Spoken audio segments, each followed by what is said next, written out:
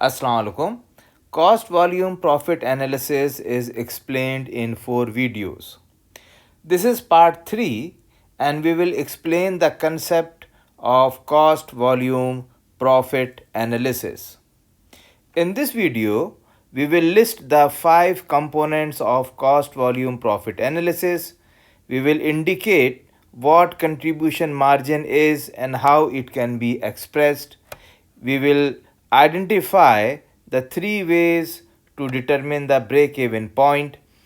We will give the formula for determining sales required to earn target net income, and finally we will define margin of safety and explain the formula for computing it. But in the beginning of this session, I would like to thank my son Muhammad Abdullah Khan, who gifted me an iPad along with all the necessary accessories without which making these videos would not have been possible. I would like to thank Nabia Khan for helping me out in preparing these awesome slides. I would like to thank my wife Samina for her care, encouragement, and constant support, who allowed me to use time for her in making this video. Let us start with the concept of cost volume profit analysis.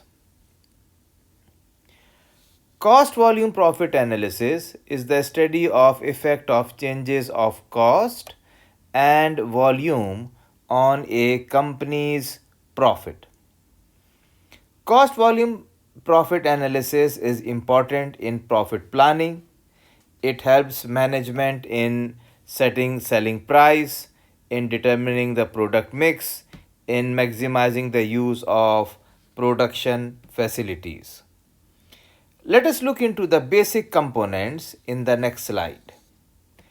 The basic components of cost volume profit analysis are volume or level of activity, unit selling price, variable cost per unit, total fixed cost, and sales mix.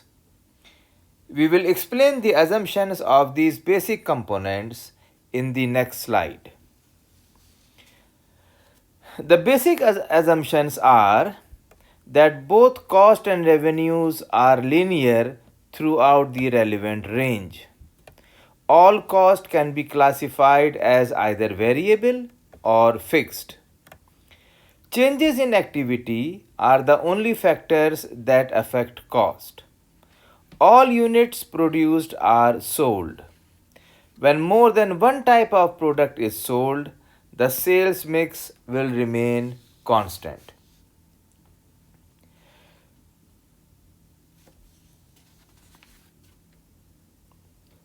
If these assumptions are not valid, the cost volume profit analysis may be inaccurate. Let us talk about cost volume profit income statement in the next slide. The cost volume profit and cost volume profit income statement is used for internal use by the decision makers only. It classifies cost as fixed cost or variable cost. It also calculates contribution margin. Contribution margin is the amount of revenue remaining after deducting the variable cost. That is, sales minus variable cost is contribution margin. It is calculated both as a total amount and as a per unit basis. Let me explain you with the help of an example. Virgo Video produces a high definition digital camcorder with 15 by optical mix zoom and a wide screen, high resolution LCD monitor. Relevant data for the camcorders sold by this company in June 2004 are as follows. Unit selling price is 500, variable cost is 300, fixed cost is 200, and the units sold are 1600.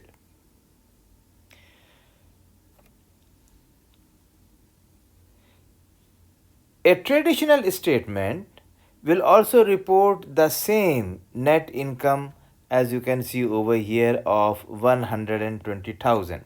However, it do not classify cost as variable cost or fixed cost. We will talk about contribution margin in the next slide. Contribution margin per unit indicates that for every unit sold, the selling price exceeds the variable cost by 200. It shows that the company generates 200 per unit sold to cover the fixed cost and contribute to net income.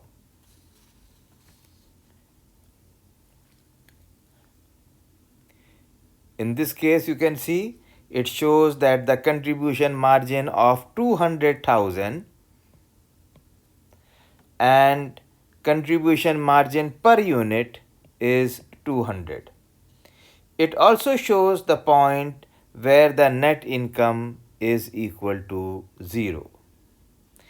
It also shows that if the sales is above the break-even point of 1000 units, net income increases by the amount of the contribution margin per unit of 200.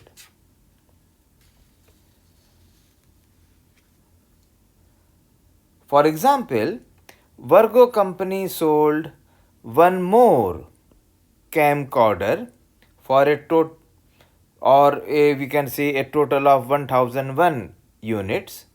In this case, the Virgo company reports a net income of 200. That is total sales minus total variable cost. We subtract the fixed cost and we get the net income of 200. In the next slide, we will talk about contribution margin ratio. The contribution margin ratio is the contribution margin expressed as a percentage of sales. We have the contribution margin of 200, we divide it by the selling price per unit, and the contribution margin ratio is 40%. Let us talk more about it with the help of an example. Assume that the company current sales is of 1000 units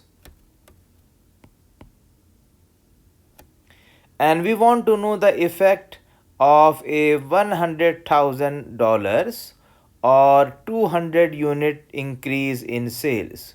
So let us compare the two. You can see that the contribution margin remains the same, 40. Contribution margin per unit remains the same. But since the sales has increased by 100,000, the variable cost will also increase. And we can see that now the contribution margin ratio of 40% gives us a net income of 40,000. Next, we talk about the break-even analysis.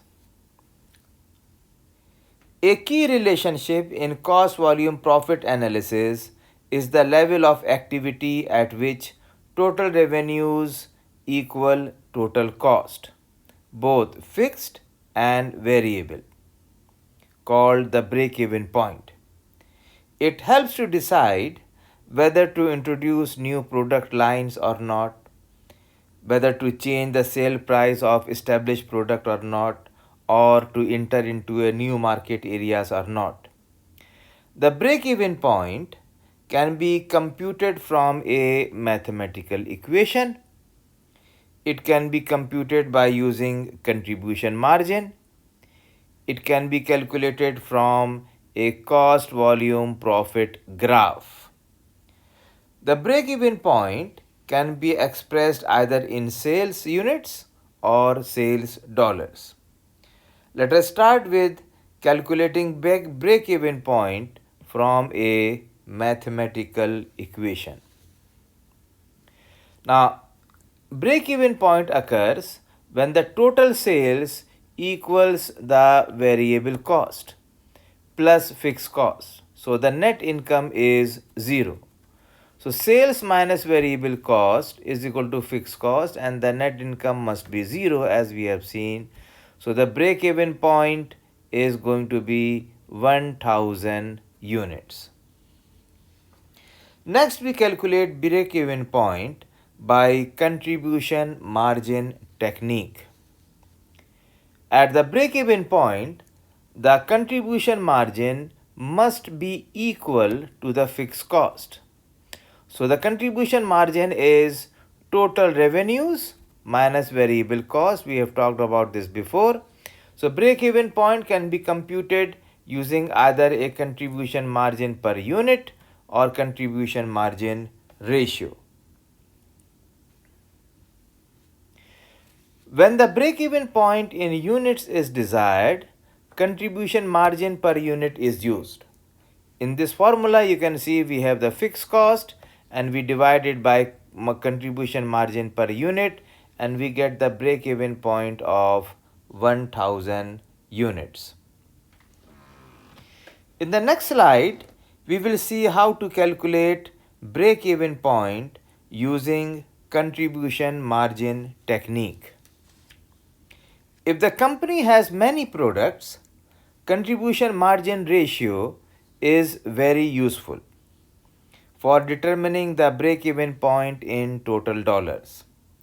If the contribution margin ratio is 40%, so to determine the sales in dollars needed to cover the fixed cost, we divide the fixed cost by the contribution margin, and we get that to have a break-even in dollars, we must have a sales of 500,000. In the next slide, we will see how to calculate break-even point in dollars using a graph. An effective way to find the break-even point is to prepare the break-even point graph. The graph shows cost, volume, and profits. Sales volume is recorded along the horizontal line. The axis should be extended to the maximum level of expected sales. Both total revenue, that is sales, and total cost, fixed plus variable, are recorded on the vertical axis. The contribution of the graph, the construction of the graph using the data is as given in this graph. We have plotted the sales line starting at 0 activity level. Next, we plot the total fixed cost using the horizontal line. Then we plot the total cost line, and this line starts at the fixed cost line at 0 activity. It increases by the variable cost at each level of activity.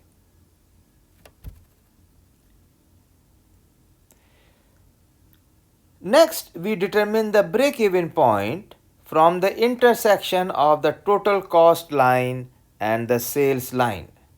The break-even point in dollars is found by drawing a horizontal line from the break-even point to the vertical axis. The break-even point in dollars is found by drawing a horizontal line from the break-even point for the vertical axis. The break-even point in units is found by drawing a vertical line from the break-even point to the horizontal line. The graph also shows both the net income and net loss area. Thus, the amount of income or loss at each level of sales can be derived from the sales and total cost lines. Break-even point helps in determining the target net income, and let us see how to do it in the next slide.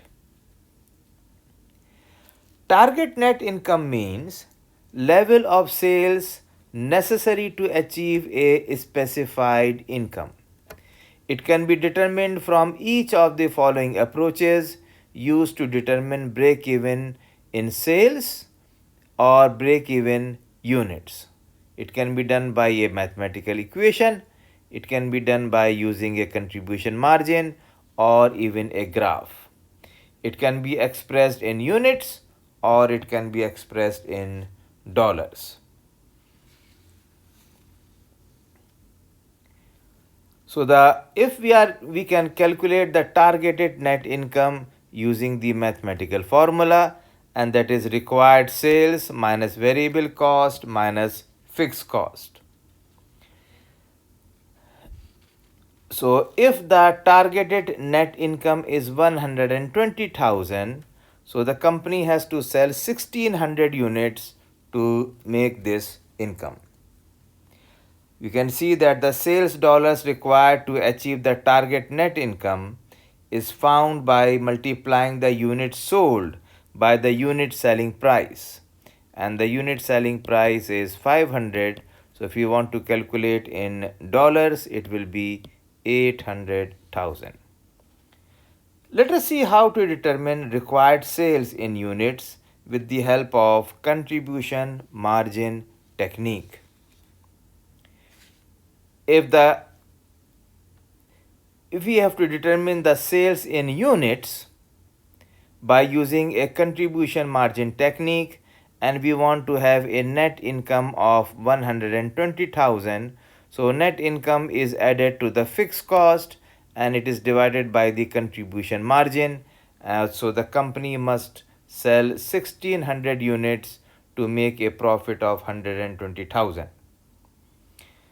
Let us see how to determine sales, or rather now we are going to talk about the margin of safety. First of all, we are going to talk about the sales in dollars using the contribution margin technique. And in this case, we have the fixed cost of 200,000. We want to have a net income of 120, and the contribution margin ratio is 40%. So the required sales will be 800,000. Next, we will talk about the margin of safety. Margin of safety is the difference between actual or expected sales and sales at the break-even point. It measures the cushion that a particular level of sales provides. It tells us how far sales could fall before the company begins operating at a loss. It can be expressed in dollars or as a ratio. Now suppose we assume that our expected sales is 750,000. So expected sales in dollars minus break-even point in dollars. So the margin of safety is 250,000. So if the sales decreases by 250,000, then there will be no profit and there will be no loss.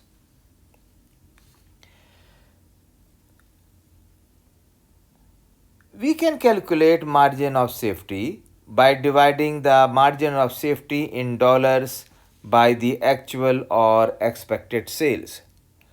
Now margin of safety in dollars is 250,000, and we divide this by expected sales of 750. So this gives us a margin of safety of 33%. This means that the company sales could fall by 33% before it would be operating at a loss. So this completes our discussion on cost volume profit analysis. Remember, effective questioning brings insight, which fuels curiosity, which cultivates wisdom.